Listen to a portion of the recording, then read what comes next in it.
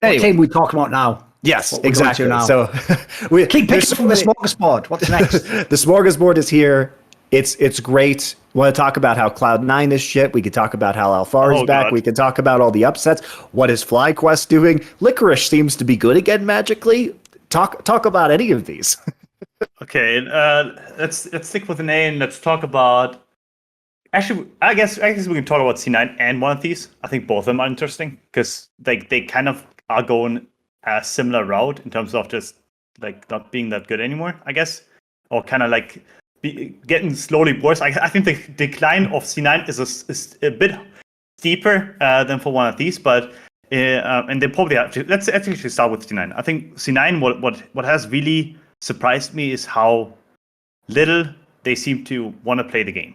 And this is maybe just my observation, but when I see them play every single early game, there's no active plan being made. They don't know what they want to play around. They don't play around anything. Perks and Blabber seem so disconnected.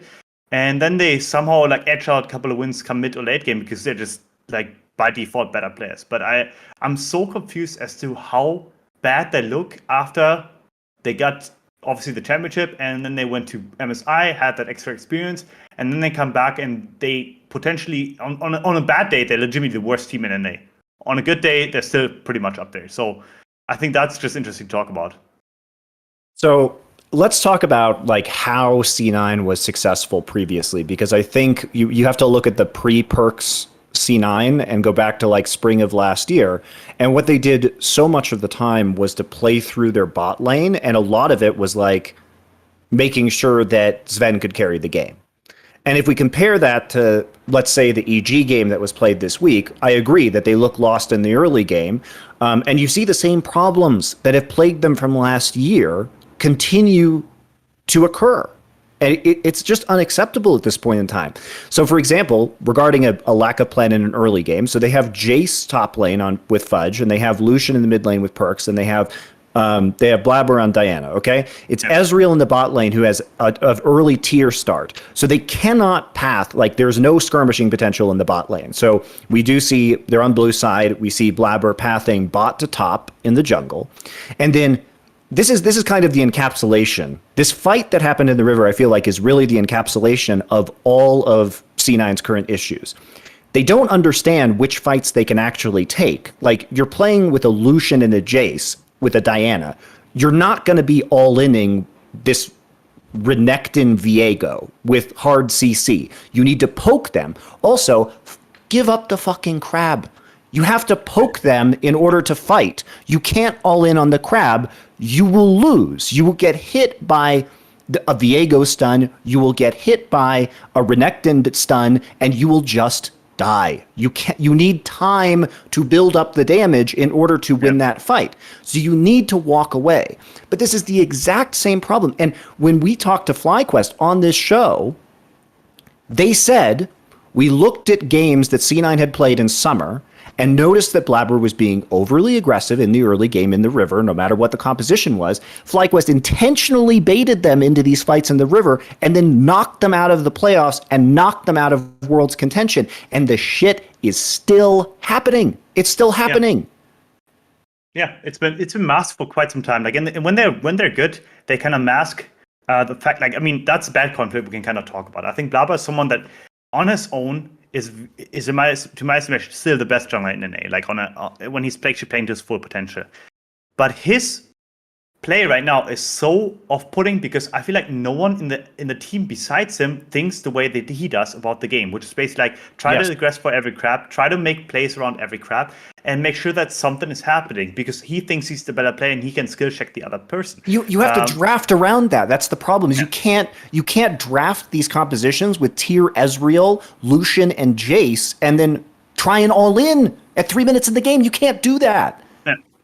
Yeah, it's one. It's just for me, it's just confusing. Like I see them draft TF one game, then Lucian the other game, but they kind of play every single champion the same way instead of actually like addressing that in the moment, and that is laziness to me to a certain extent. And I don't want to like insult it too much, whatever, but I think that's laziness because when you see, for example, Zuka play this matchup Lucian into Azir, for example, when he played it, he was in enemy turret at minute 2 or 3. He was basically behind the minion, zoning Azir from XP, keep chunking him. At some point, that Azir was out of the game, and then obviously Viego died on turret, but that's a different story. But when I see Perkz right now playing, for example, he doesn't quite do the same kind of amount of aggression, and that's necessary in these matchups. When you play Lucian versus X, when you play Jace versus X on the top side of the map, it's the same thing. So you have to actually kind of like take bad traits, or like not bad traits, but like not ideal traits in order to swing the game in your favor, because at that point the enemy cannot react anymore, and then that's basically like a crap for you. And I think that's what I don't see with C9 anymore, that they don't preemptively prepare certain objectives on the map, whether that's a crab, whether that's a tower, or whether that's a dragon, that they don't have that foresight anymore. And they rather just react in the moment. And I don't know if it's a lack of pre-planning, but something has to change for them to actually be able to routinely create like these plays again, because that's what is necessary if you want to win the playoffs, if you want to win potentially like a couple of games in words, because every other team has these routines down. We see this with GG now. We saw this partially with one of these over the course of Sunfield until now, that they had these routines down. That's what you have to have, and C9 right now is far from it. I do think that Sven is still playing really well, and I think that whole benching in the beginning obviously didn't make sense, but their bot lane still seems to like play towards their win condition individually and still seems to do fine. But I think Perkz, Blabber, like really have to figure things out and have to direct one another. Like one of them has to take a step back and just say, okay, let's just do what do you think? Well, I think they're just struggling with the identity, because it was clear last spring. It was like, Blabber's the MVP. He's going to win these fights. You know, he's going to carry the team playing the Olaf or whatever, right? And then Sven is there to receive the resources, and Sven is good at carrying with resources. He's a very solid veteran player. And for people who are saying Blabber's bad, Blabber's not a bad player. It's like Jizuke. You just have to play. Blabber is not going to play a non-Blabber style. That's just not going to happen. Blabber actually should play on a team with fucking Jizuke. If you've ever seen the way that those players played in Europe, like, there we go, just ganking at level 3. That's what we do every single game. You're going to love it, Blabber. Just sign up. Get in this time machine with me, loser. We're going back to Vitality from season 9. Let's go. He'd love it, mate. That would be the dream team for them. They just both go balls deep on every play, of course. So the thing about it, and it's not a lack of champion pool issue from Perkz or from Fudge as well, and perhaps part of the coaching turnover, like the reign over to Mithy head coaching swap, the fact that, you know, they didn't have their full coaching staff at MSI, these are things that could be affecting it. Because I don't think any of these players are bad individually. I think they just don't know how to play the game together, and I don't think that the coaching staff is doing a great job of drafting in a way that will allow their skills to complement each other. Yeah, what exactly? That's like the synergy in draft 2, obviously, but it's also that I feel like that each one of them plays towards their own advantage very much. And I guess we just talked about it in terms of lack of synergy, but it seems to be that there's an overfocus, to me at least from the outside perspective, on like playing the game objectively in the right way. Like individually, I'm gonna do the right thing, but you know, like that's basically what I said earlier. Like sometimes you have to slightly play the wrong way for yourself, that is not ideal for yourself in order to create leads, because then you put yourself in odd situations, right? Like the enemy is, for example, like 100 HP lower than you are. Like you're gonna have to base a bit earlier because you're gonna have to get the ability to push out at some point. But in that very moment, you have the advantage. But that's like what you have to play for in certain situations, and I think that's really something that like a lot of veteran players lose over the years, and that makes them look washed up, because that's kind of what we're talking about Perkz here, for example. When people say he's washed up or he's not playing as well, whatever it is, it's because of that it's like he doesn't put himself in these coin flip odd situations anymore. Yeah, he plays pretty passively.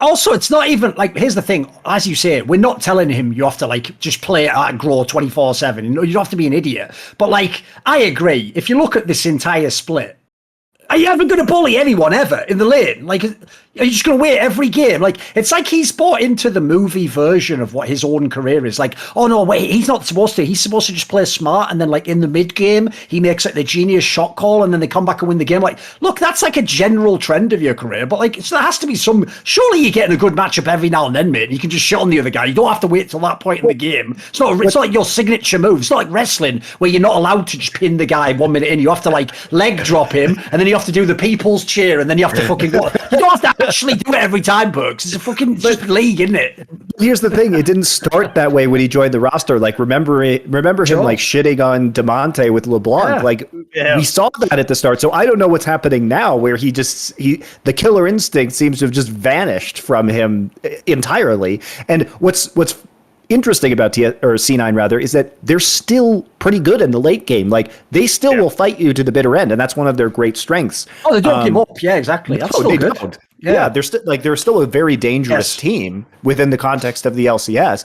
It's just that the complaints happen because with the players on this roster, they should, and with this coaching staff, because everybody says, oh yeah, look at this coaching staff. We've got all these positional coaches. We've got Veigar V2, we've got Max Waldo, we've got Reignover, Mithy, look, ex-pro players everywhere, right? The disciples of LS, they've all unified into one team. And yet we're not actually getting a good integration of perks within this meta, which is confusing. Yeah. And to be fair, they didn't have a lot of time after MSI for a massive meta shift. And there have been conversations like Young Buck was saying publicly, like maybe like the team that goes to MSI should have an additional week off. Because I know from talking to C9 and their players that they were scrimming like 3 days before the split started on a completely different patch because of MSI. Because they took a week off, which was, I think, well-deserved. So I think probably got in the failure. I don't really think in the sense that they won this spring. Obviously, they don't deserve a week off for being shit at MSI. Just in case anyone misunderstands that part. Yeah, and also like I think they got into their own heads because I actually think they were less shit at MSI than it appears to be the general opinion. Yes, it was overblown. They were okay at MSI. They lost some stupid games, but they also won against some really good teams. So I kind of averaged out there in the end. And also, just from my conversations with the player too, I think even they were really down on their performance, which I was surprised about. Want to see more cool, funny, interesting clips based on topics from my content? Well, subscribe to this channel then, or be a pleb and don't.